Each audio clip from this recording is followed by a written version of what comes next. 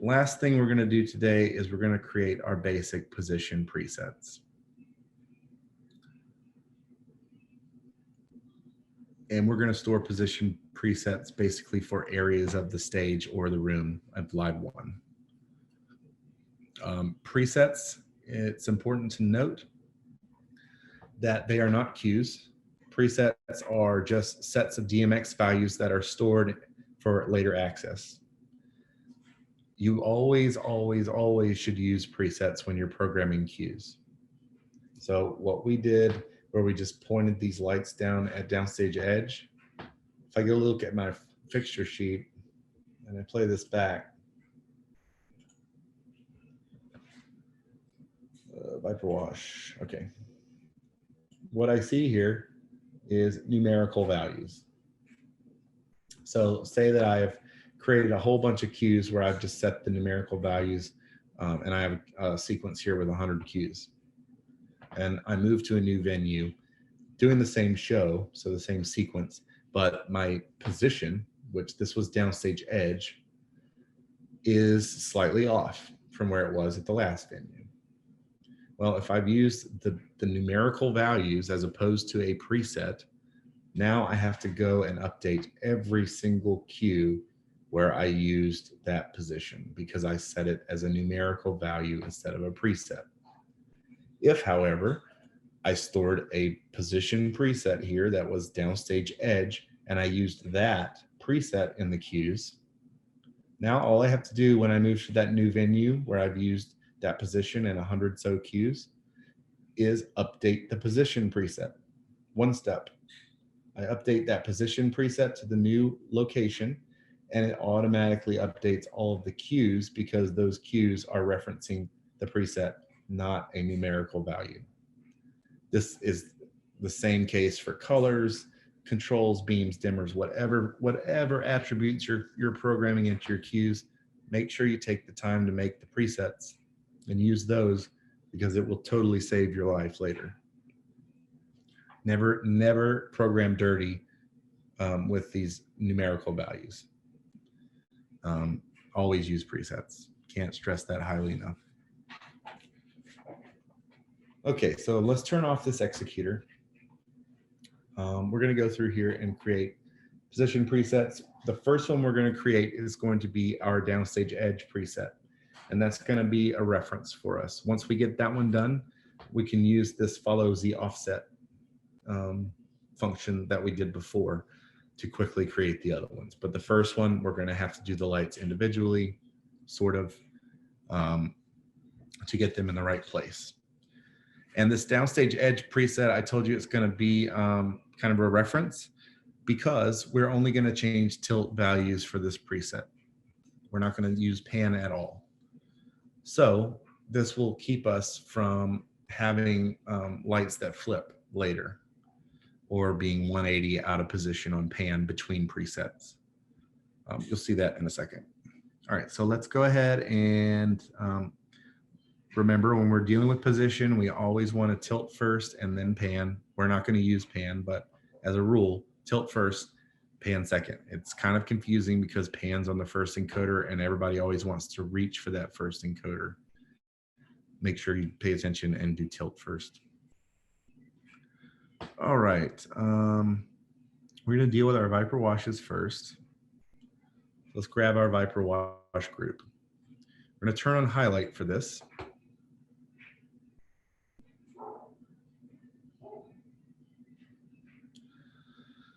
All right, and then what we're going to do is we're going to use our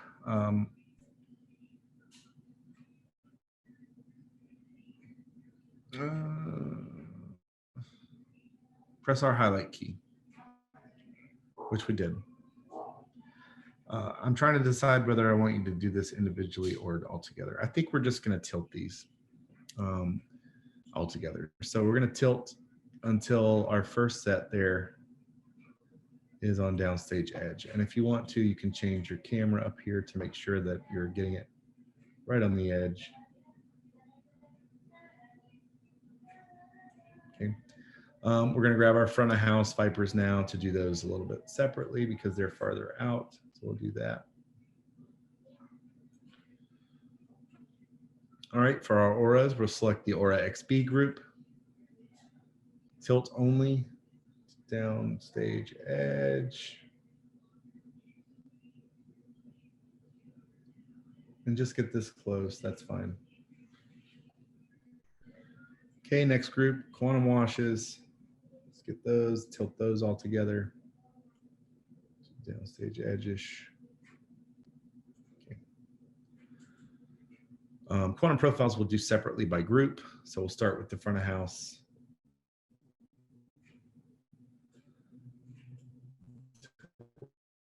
To the edge. We'll grab our mid stage next and tilt those the other way.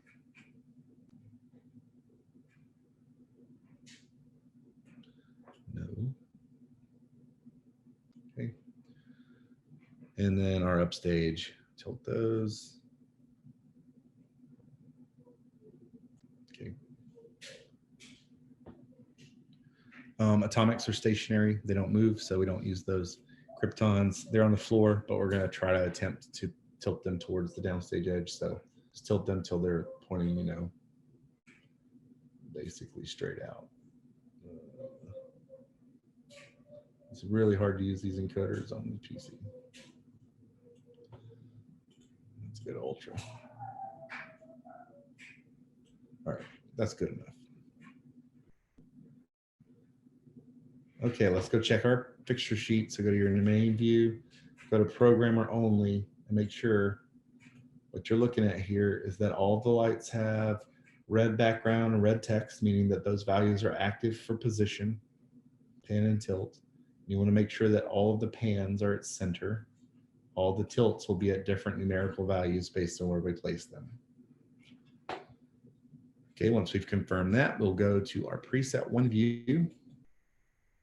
And now we're ready to store this as a preset. So we'll just hit store. We're going to go to position preset cell number 1 here. And we will name this downstage edge.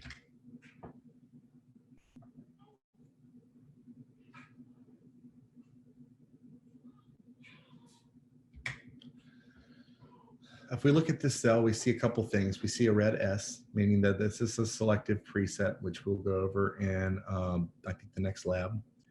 And we'll also see these teal number here. That's telling me how many fixtures are currently in that position preset. So basically what we did is if I clear this out, select all my lights, recall that position preset, everybody's on the downstage edge. And now you'll see here, instead of numbers, it's reading that position preset. So if I stored this into a queue, it's referencing the preset instead of a numerical value, and all I would have to do is update the preset if anything ever changed, and it would automatically update anywhere, any executor, any sequence, any queue where I used that position preset automatically, one step. That's why we're using presets. All right, so this is our reference value. So what we're gonna do here is, like we did, all automated, we're gonna put them in the downstage edge preset. I'm going to come to my stage view, and we're going to go to the top view. Oops. Come on, where are you? Okay. And we're going to move this window until we can see the stage area. Okay, we're going to toggle on the follow Z offset so that we can click and point. Next preset we're going to be making here is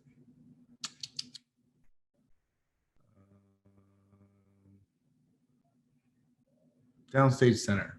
We're going to come down here and we're going to find the downstage center part of the stage. So this is the stage, this big box. See all the little stage decks making it up. So downstage center is somewhere right around here. So click and the lights move. The reason we want to always reestablish this downstage edge is because it only contains tilt. So I always know that pan is going to be at center if I use that preset. So now when I come in here and click, the light should be taking the shortest path. So if I click here, they take the shortest path to get to that new position, which now includes a pan value. We'll store this as the next position preset. and name it downstage center. I don't want to go straight from downstage center to my next one, which is going to be downstage left, because I want to make sure that my pan is the same so that nothing flips all the way around to get to this new position by accident. So we'll go downstage edge. I'm going to click downstage left so that I know everything took the shortest path. Store here. Next cell. This is our downstage left. We'll go back to the downstage edge. Click on downstage right here.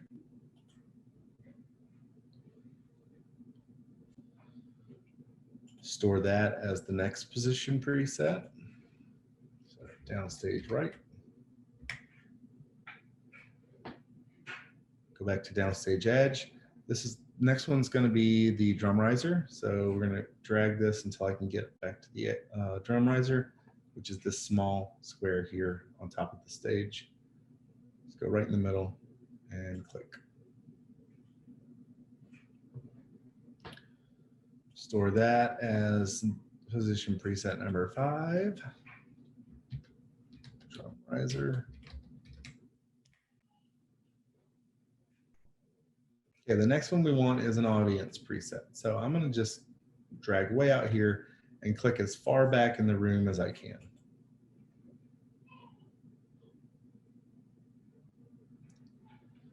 And we will store this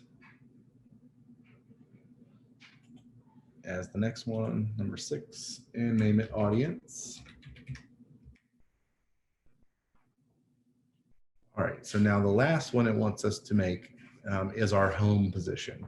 Home position for pan and tilt is center, center, which would be based on where it's hanging, pointing straight down, or if the krypton's on the edge of the stage, just pointing straight up with no pan. Now, you'll notice if I just try to clear this out, I select all my lights, that's your home position. They're there. I'm gonna look at my fixture sheet. So now, why can't I just select the lights and store this right now as a position preset? That's because I actually don't have any values in the programmer to store. Everything's just sitting at their default, which happens to be center for pan and tilt or home. To get these values to store, I have to activate them. So I can either click on one of the pan or tilts and type in 0, which would change both of them because they're linked together. Or I can double click the position tab here, which will activate all of the values within that tab. So pan and tilt for this position. And you'll see the red text, red background. We'll talk about that in the next lab in depth, but that is what we're looking for when we're storing things. It's an active value. So we'll go back to the preset 1 view and store this as the last position preset and name it home. Okay, we'll just go and check all of our stuff now. So clear 3 times, all automated. We have highlight on, and we'll just go through these. So if I go to downstage edge, looks good. What I'm looking for is from the downstage edge to any other preset, if things flip 180 degrees, that was wrong. So from downstage edge to down center, it should just move in, which it did. Back to downstage edge, downstage left, everything just shifts left. To downstage right, everything just shifts right, downstage right. Drum riser, this one will look kind of like a flip just because the lights do have to pan all the way around to get to the back of the stage, some of them. So when I click that one, they took the shortest path, but they did have to turn around quite a bit. That's fine. Same thing with the audience. Some of the lights, they have to turn all the way back around because they're going from pointing at the front of the stage to the back of the house. So yes, they're turning 180, but that's the shortest possible path they could take. What we don't want is, like, say, if I was in downstage center and I went to downstage left, I wouldn't want any of these lights to be turning all the way around to get to downstage left. That's what we call a flip. That's what we want to avoid. Shortest path possible between position presets. So everything looks good here. Yep. And then we have our home position